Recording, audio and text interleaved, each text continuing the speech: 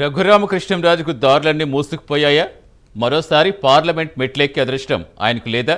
కింద పడ్డా తనదే పై చేయనట్టుగా రాజుగారు వ్యవహరిస్తున్నారా? ఇప్పటికే కూటమి నుంచి టికెట్ల ప్రకటన జరిగిపోయినా తను మాత్రం పోటీలో నిలబడతానన్న రఘురామ మాటల వెనుక అంతరార్థమేంటి? ఇంకా తనకు సీటు దక్కుతుందనే భ్రమలోనే రాజుగారున్నారా?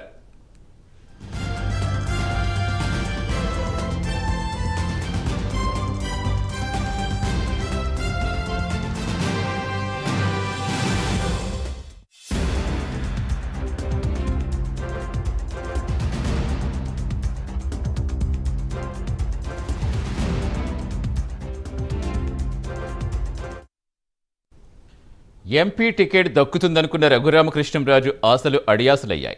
ఇప్పుడు ఆయన పరిస్థితి అగమ్యగోచరంగా మారింది. డిమాండ్ చేసే పరిస్థితి నుంచి సీటు కోసం తన పేరు పరిశీలించాలని అడుక్కునే పరిస్థితికి వచ్చారు రఘురామ. బీజేపీ నుంచి సిట్టింగ్ స్థానమైన నరసాపురం సీటును ఆశించి విఫలమయ్యారు. నరసాపురం స్థానానికి భూపతిరాజు శ్రీనివాస్ శర్మ పేరును ప్రకటించింది బీజేపీ.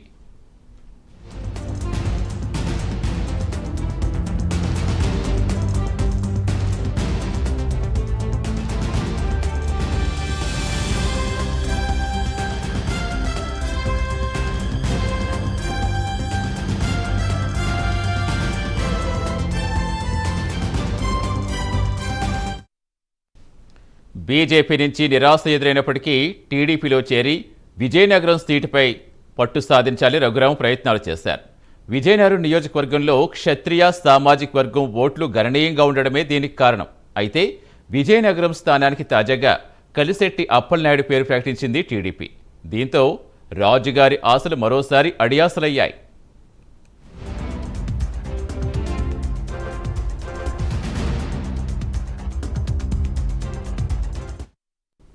2019 సార్వత్రిక ఎన్నికల్లో వైసీపీ తరపున ఎంపీగా గెలిచిన రఘురామకృష్ణంరాజు తరువాత పార్టీ విధానాలు ధిక్కరించి స్వతంత్రంగా వ్యవహరించారు.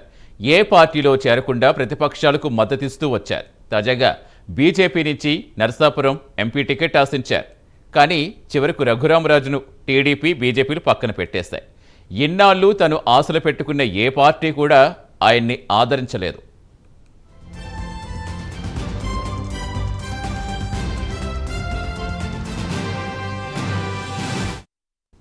ఇంత జరిగినా వచ్చే ఎన్నికల్లో ఎన్డీఏ కూటమి నుంచే పార్లమెంట్ బరిలో ఉంటారని రఘురామ చెబుతున్నారు. ప్రధాని మోదీ, చంద్రబాబు, పవన్ కళ్యాణ్ తనకు ఖచ్చితంగా న్యాయం చేస్తారని తెలిపారు. అయితే రఘురామ మాటలు విన్నవారు మాత్రం అదెలా సాధ్యమని ప్రశ్నిస్తున్నారు. ఇప్పటికే బీజేపీ, టీడీపీ అభ్యర్థులు ప్రకటించేస్తాయి. ఇప్పుడు వారిని మార్చటం అసాధ్యమే.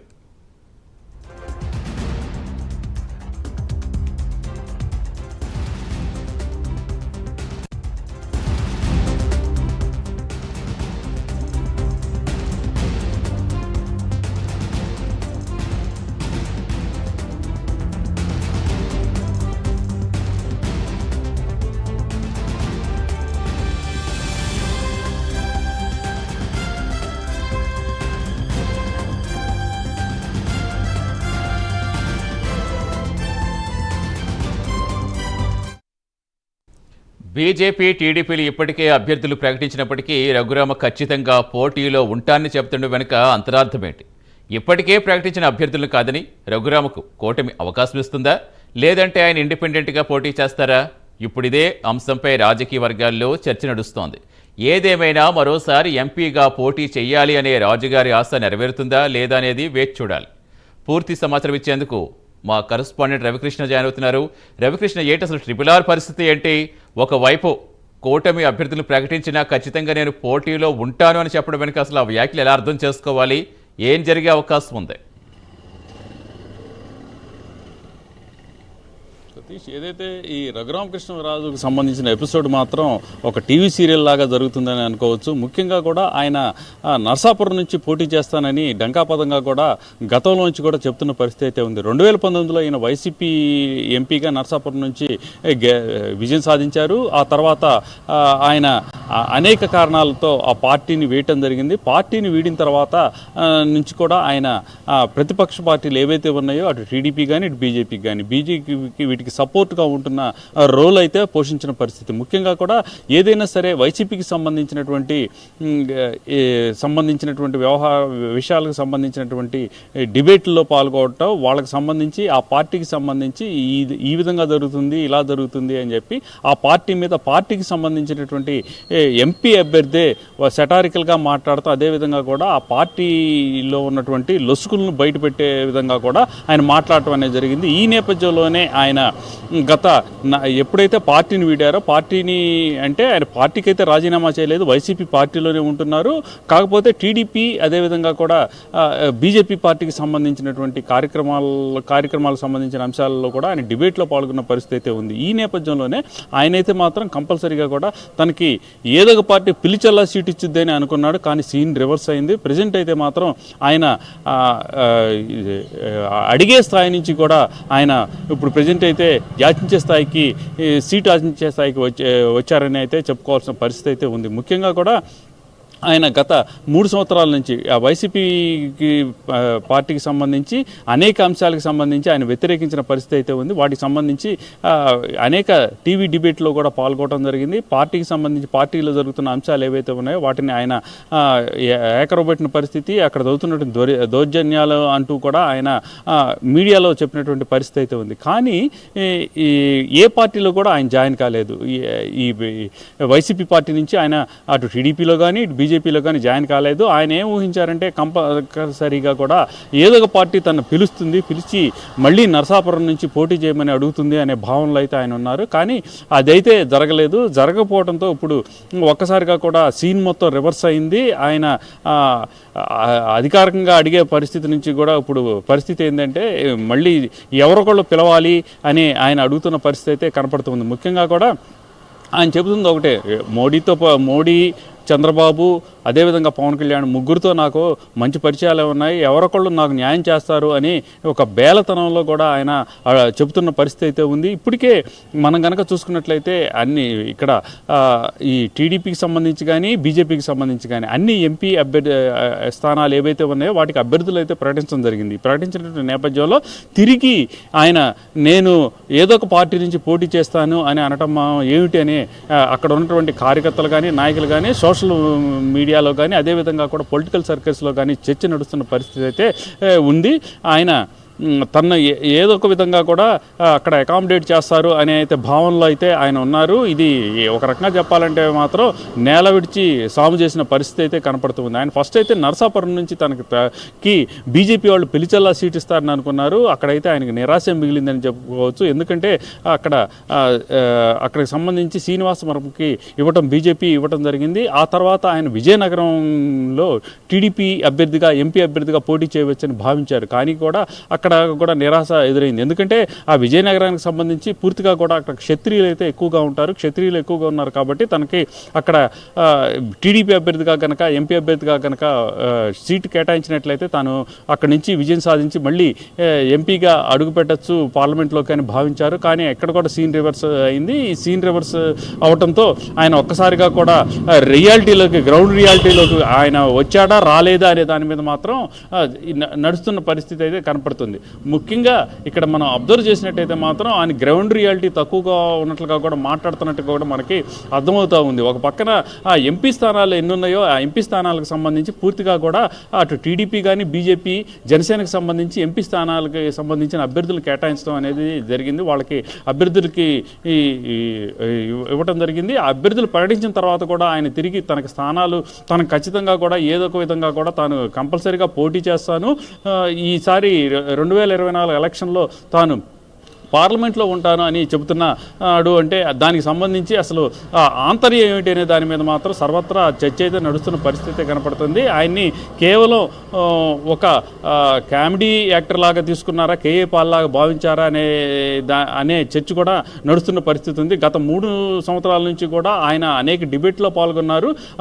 ముఖ్యంగా కూడా ఈ జగన్ మీద అయితే సీఎం జగన్ మీద అయితే తీవ్రంగా కూడా విమర్శలు చేశారు, వైసీపీ మీద కూడా విమర్శలు చేశారు. ఆ విమర్శలు చేసిన నేపథ్యం నేపథ్యంలో తనని మిగతా పార్టీ వాళ్ళు హీరోగా చూస్తున్నారు అని భావించారు అని అనుకోవచ్చు. అయితే మాత్రం ప్రజెంట్ ఆయనకి ఎటువంటి ప్రాధాన్యత లేకుండా కూడా వదిలేయడంతో కూడా ఆయన్ని మరో కేఏ పాల్ లాగా భావిస్తున్నారా ఈ ఇరు పార్టీల వాళ్ళు అనే ఒక ఈ సందిగ్ధమైనటువంటి పరిస్థితి అయితే ప్రస్తుతం కనపడుతూ ఉంది. ఈ నేపథ్యంలోనే ఆయన తిరిగి పోటీ చేస్తాను అని చెప్పడం, ఒక పక్కన పార్టీకి సంబంధించి ముఖ్యంగా కూడా అన్ని పార్టీలు కూడా అభ్యర్థులు ప్రకటించినప్పటికీ కూడా తాను మాత్రం ఇక్కడ కంపల్సరీగా కూడా పోటీ చేస్తానని చెప్పడంతో ఆంతర్యం ఏమిటనే దాని మీద మాత్రం ప్రశ్నార్థకం అయితే వెలువడుతున్న పరిస్థితి అయితే కనపడుతుంది. అంటే ఇప్పుడు ఆయన పోటీ చేస్తాను ప్రత్యేకంగా తాను కంపల్సరీగా పోటీ చేస్తానని చెప్పడం వెనక కారణం ఏంటి అనే దాని మీద మాత్రం విశ్లేషణ అయితే జరుగుతూ ఉంది. ఆయనైతే ఏ పార్టీ కూడా పిలిచి తిరిగి అతన్ని అభ్యర్థిగా నిలబెట్టేటువంటి పరిస్థితి అయితే లేదన్నట్లుగా కూడా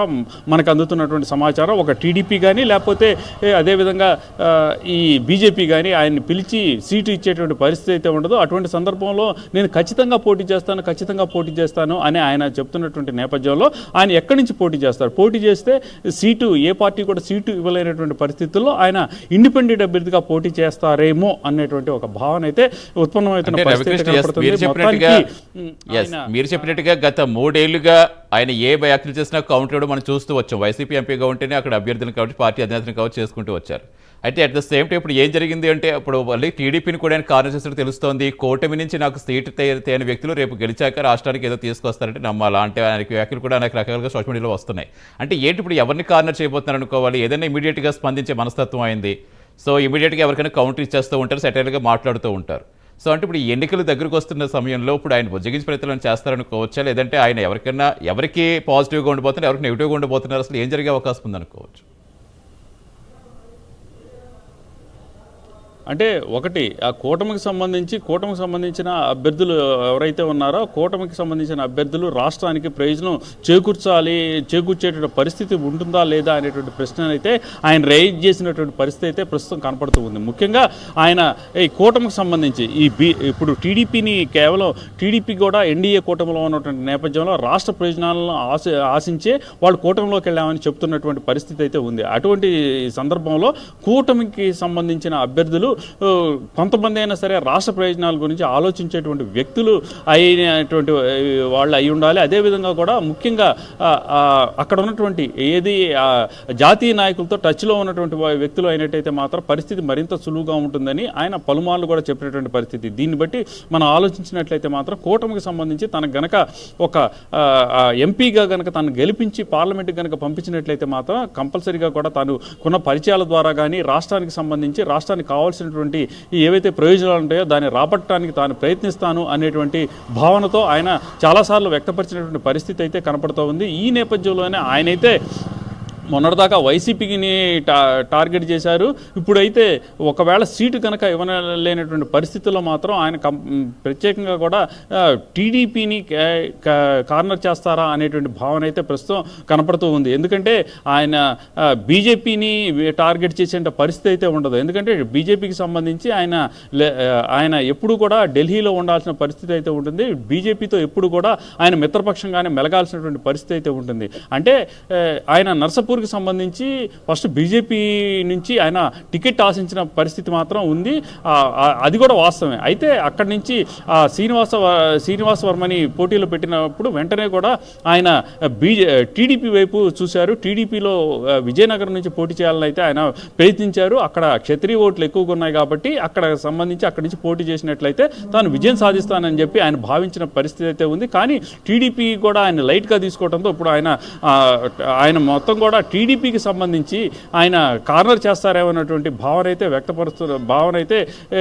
వ్యక్తపరుస్తున్న పరిస్థితి అయితే కనపడుతూ ఉంది. ఇదే విధంగా కూడా ఆయన ఇండిపెండెంట్గా పోటీ చేసినట్టయితే మాత్రం గెలిచేటువంటి పరిస్థితి ఉండదు. కాబట్టి ఆయన ఒక రకంగా చెప్పాలనుకుంటే ఆ విజయనగరం నుంచి కానీ చేస్తే ఇక నర్సాపూర్ నుంచి ఇండిపెండెంట్గా పోటీ చేసేటువంటి అవకాశం అయితే ఉండదు. ఎందుకంటే అక్కడ ఉన్నటువంటి పరిస్థితుల కారణంగా కానీ ఆయన పోటీ చేయలేని పరిస్థితి. ఇక చేస్తే విజయనగరం నుంచి ఇండిపెండెంట్గా పోటీ చేయాలి. ఇండిపెండెంట్గా పోటీ చేశారంటే మాత్రం కంపల్సరీగా కూడా ఆ వైసీపీకి ఎవరైతే ఎంపీ అభ్యర్థి ఉన్నాడో అతనికి మేలు జరిగేటువంటి పరిస్థితి ఉంటుంది. కాబట్టి వీటినన్నింటినీ కూడా కార్నర్ చేస్తూ టీడీపీకి ఒక వార్నింగ్ లాగా కూడా వార్నింగ్ ఇచ్చే విధంగా కూడా ఈయన ఇలా చెప్పాడా అని కొంతమంది రాజకీయ విశ్లేషకులు అయితే భావిస్తున్న పరిస్థితి కనపడుతుంది. కాబట్టి ప్రజెంట్ ఆయనకు సీటు లేకపోయినప్పటికీ కూడా ఆయనకి నాకు సీటు కావాలని కోరుతూ ఉన్నారు. అదేవిధంగా కూడా తనకు సీటు ప్రత్యేకంగా కూడా కంపల్సరీగా కూడా ఏదో ఒక పార్టీ ఇస్తుంది అనేటువంటి ధైర్యాన్ని వ్యక్తపరుస్తూ ఉన్నారు. కాకపోతే ఇక్కడ ఈ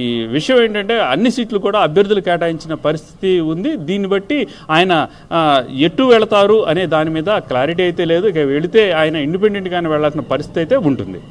రైట్, థ్యాంక్ యూ రవికృష్ణ.